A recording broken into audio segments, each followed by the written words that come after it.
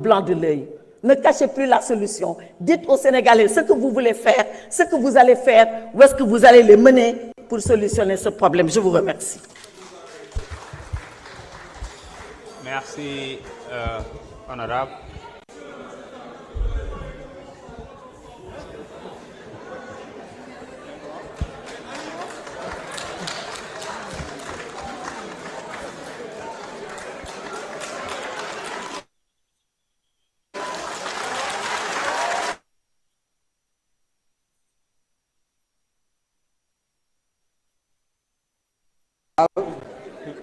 Monsieur le ministre des Finances et du Budget, Monsieur le ministre de l'Économie, du Plan et de la Coopération, Madame le secrétaire d'État. Honorable, je vous la parole. Désolé.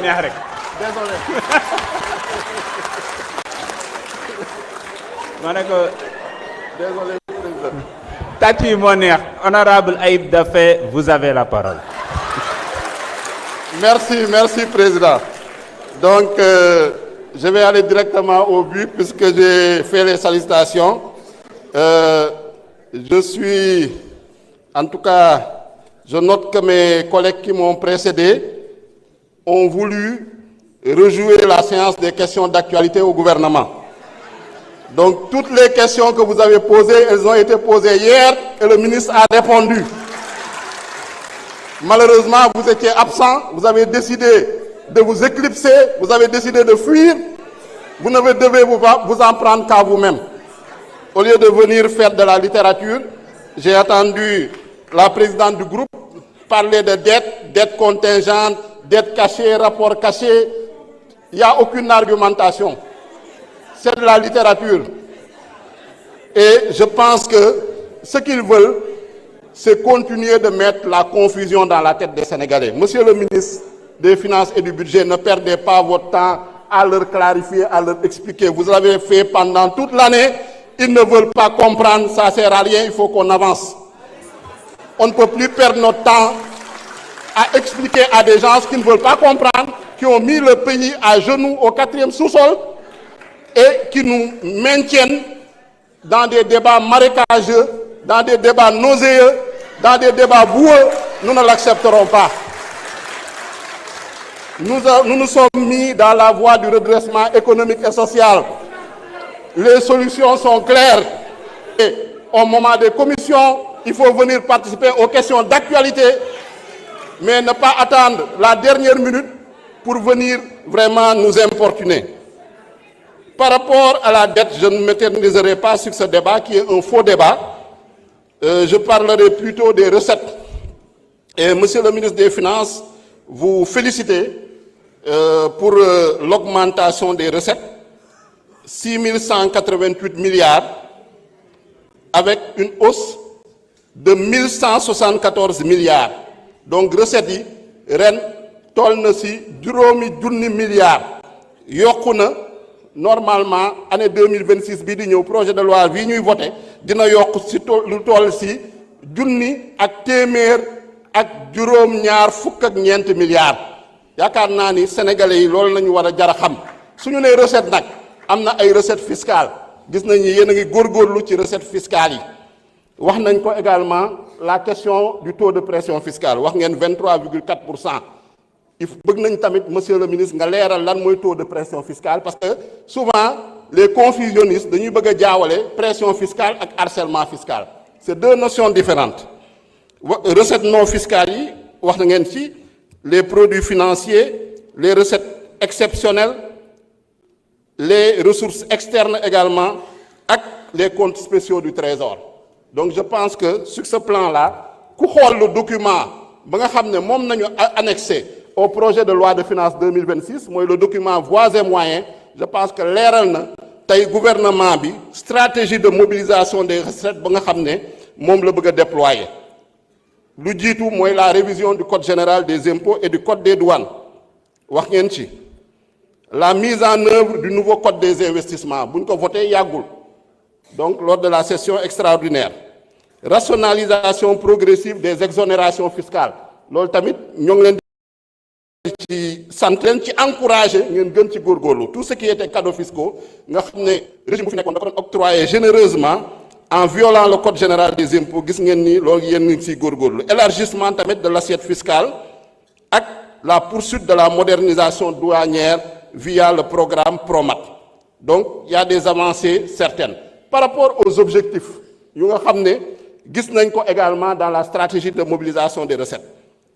Un des principaux objectifs mu nga xam ne moom ngeen fixé au plan de redressement économique et social mu nga xam ne en tout cas identifier na les solutions parce que le problème je pense qu'on a ñoo ngi ci maintenant on est aux solutions et trouver les moyens de financer ces solutions loolu moo ñu fi indi tey moo indi pour ñu saytu le budget le projet de loi de finances donc objectif bi mooy aligner les agrégats budgétaires aux critères de convergence UEMOA gis ngeen ni pour cette année 2026 on va aller vers 5% par rapport au déficit dinañ jege les déficits de 3% bi nga xam ne moom la ñuy wut augmenter également la pression fiscale c'est un des objectifs réduire surtout la dépendance aux ressources externes mooy bor bi ñu fexe ba wàññi dépendance su Sénégal parce que loolu mooy souveraineté loolu moo tax en tout cas ñu indi la vision Sénégal 2050 loolu moo tax ñu indi le master plan loolu moo tax ñu indi la stratégie nationale de développement 2025-2029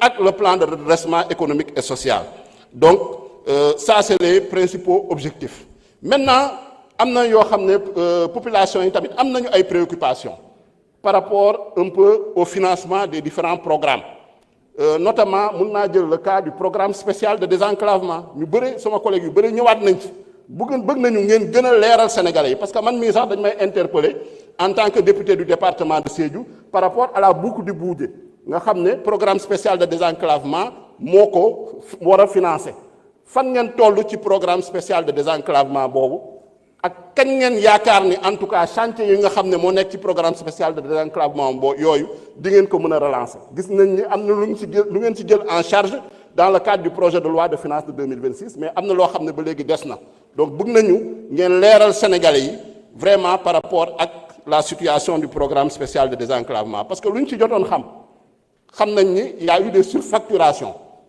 xam nañ ni il y a eu en tout cas de la délinquance financière par rapport ak la structuration de ces programmes-là mais du teewul am na projet yu nga xam ne axes yu ñu fa identifier effectivement c'est des axes très importants donc comment en tout cas avoir le bon équilibre entre cette recherche de transparence cette reddition des comptes ak satisfaire les besoins économiques et sociaux des Sénégalais donc yaakaar naa ni fa lañ leen di xaaree am na sama benn collègue bu fi yéegoon sànq il posait la question de la loi de règlement loi de règlement de balaa ñu ko fi indi duñ ko fi indi loi de règlement boo xam ne ak les chiffres que vous avez maquillés soo leen gisee loi de règlement tardé chiffres yu ngeen maquillé woon moo tardé loi de règlement boobu ministre des finances vérifiez bien les chiffres balaa ngeen di indi loi de règlement yooyu donc loolu nañ ci bëggoon wax di leen gërëm di leen sant merci beaucoup. Merci beaucoup. C'était le dernier orateur. Monsieur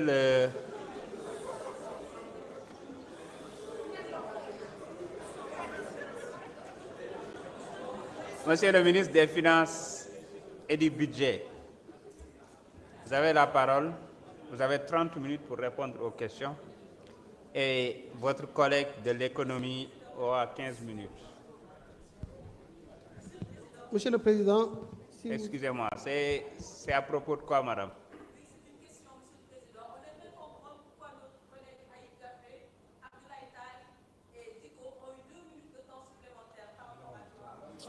Vous vous êtes trompé.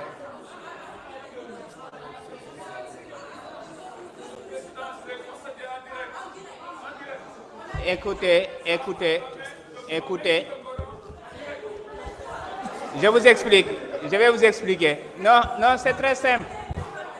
Vous avez posé une question, laissez-moi répondre. Vous avez peut-être choisi 3 députés, mais ça s'est passé au moins pour plus d'une vingtaine de députés. Écoutez-moi, il y a un problème technique. C'est ce qui fait que c'est au niveau même de la régie qu'ils sont en train d'administrer cela. Parfois, ça amène 3 minutes et ils complètent par 2 minutes. Et ça s'est passé au moins plus d'une vingtaine de fois. Peut-être vous avez choisi de remarquer pour votre collègue. De toute façon, La liste des orateurs étant close, Monsieur le ministre, vous avez la parole. Merci beaucoup. Merci beaucoup, Monsieur le Président. Si vous en convenez, pour des besoins de... Monsieur le Président, si vous en convenez, pour des besoins de cohérence, je voudrais laisser la parole d'abord au ministre de l'économie et je reviendrai en dernier ressort. Pas de souci. Merci.